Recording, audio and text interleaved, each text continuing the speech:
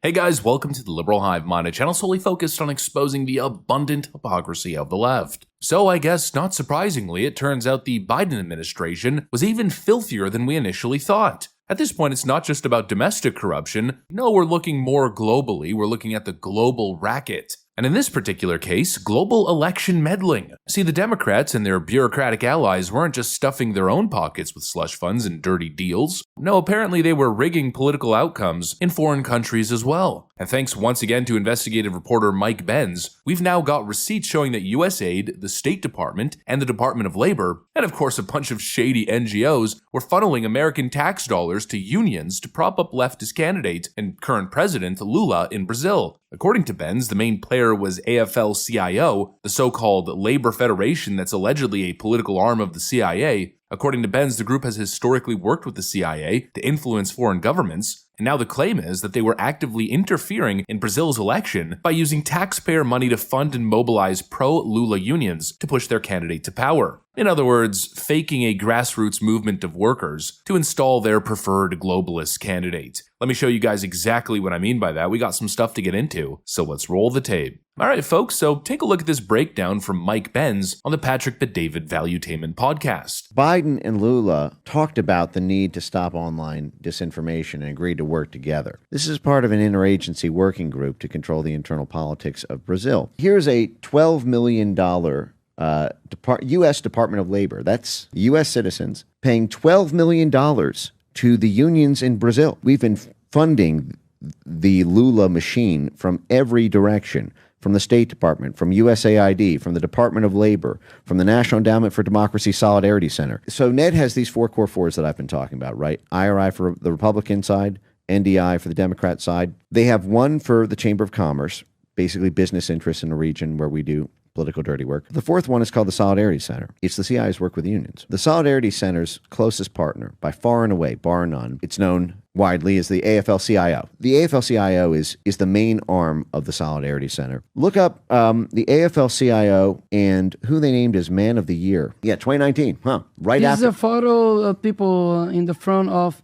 the legacy where he is in prison. Yes, AFL-CIO led that to get Lula out. What? Yeah, the U.S. Union, who works with the CIA around the world in its international branches. This is 1 year into Bolsonaro's term. So is Trump just unaware of this at this time? Because this is still under Trump. He got rolled by the National Endowment for Democracy. This is Time magazine. There was a conspiracy unfolding behind the scenes that both curtailed the protests and coordinated the resistance from CEOs. Both surprises were the result of an informal alliance between left-wing activists and business titans. The pact was formalized in a terse, little-noticed joint statement of the U.S. Chamber of Commerce and AFL-CIO. They had protests ready to go to shut down the U.S. government if Trump won in a fair and square election. They planned what to do in the event of, quote, a clear Trump win. Basically, their recommendation, because this is going to come down to action in the streets, is that they need to better test the likely receptivity to a Biden call to take to the streets or a Biden campaign's ability to control these actors once mobilized. This is the BLM. And so what they propose is to build strong ties and be responsive to BLM's demands. That way, BLM will owe them a favor. Who was actually the one who was going to be mobilizing all of these shutdown DC protests? Oh, it's the CIA's top union arm, the AFL-CIO, who's behind the same thing in Brazil. I mentioned there's four core fours for Ned, right? The IRI, NDI, Solidarity Center. You know what the fourth one is? It's called CPA, the Center for International Private Enterprise. You know what that is? That's the CIA's liaison to the Chamber of Commerce. The AFL-CIO and the Chamber of Commerce, who teamed up, had an agreement published in Time magazine to oust Trump if he won the election in 2020, teamed up through the National Endowment for Democracy, working in Brazil, that ousted Bolsonaro. And if you remember, they were the ones who were training the judges. They were the ones who ran that whole network.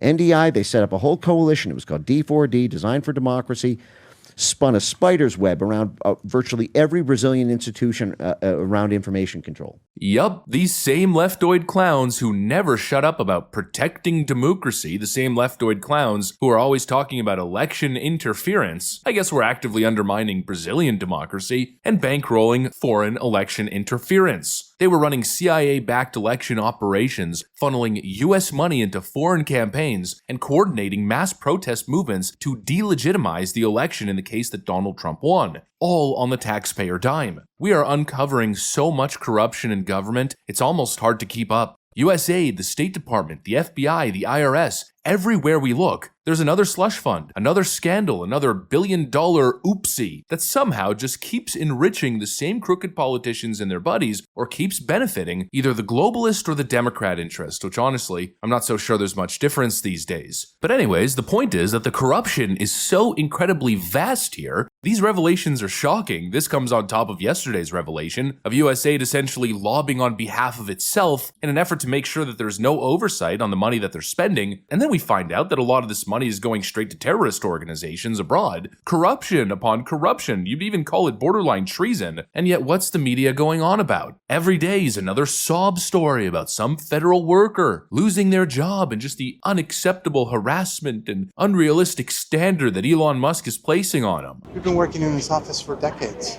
right? Of course, we know what to do. Then they enforce no photos. My first wife passed away. She's honored on the memorial wall. She was a Foreign Service officer herself. So I wanted to take another photo to send to her mother. Got into an argument with the Customs and Border Patrol security guard. And he said, no, we have instructions. You are not allowed. No photos, no videos. So you weren't able to get a photograph of your wife on the memorial wall? Email that came out wanting us to justify our jobs with 5 things we did last week was on Saturday night. And I was literally working on Saturday night to make up for all the distractions I had had the previous week, which came from the executive branch. And so I'm working, trying to catch up on things, and then I get that email on top of it. The way that this was done was very dehumanizing. The tone of the emails we were receiving didn't seem to take that into account.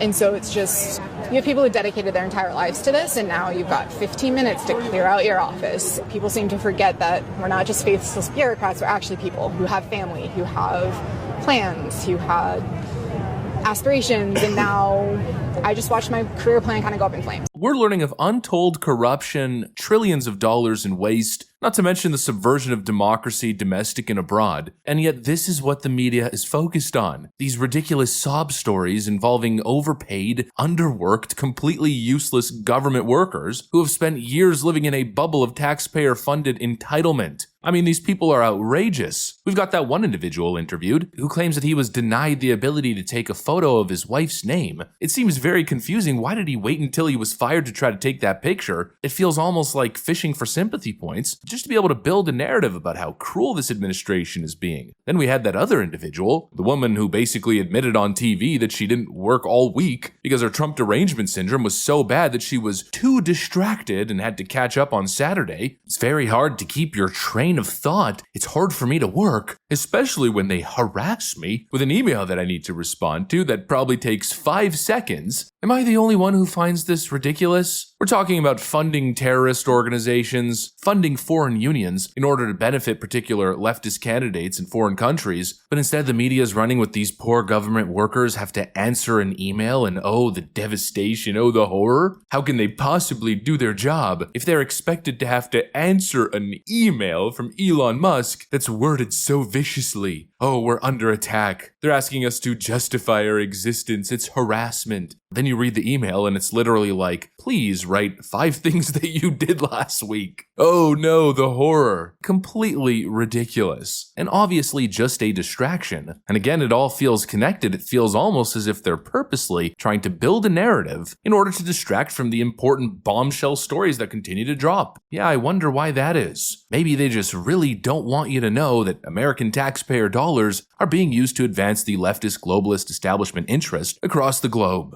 Anyways, that's pretty much what I got for you guys on this one. Hopefully you enjoyed the video. If you did, make sure to leave a like and possibly subscribe. Thanks for watching, and I'll see you on the next one.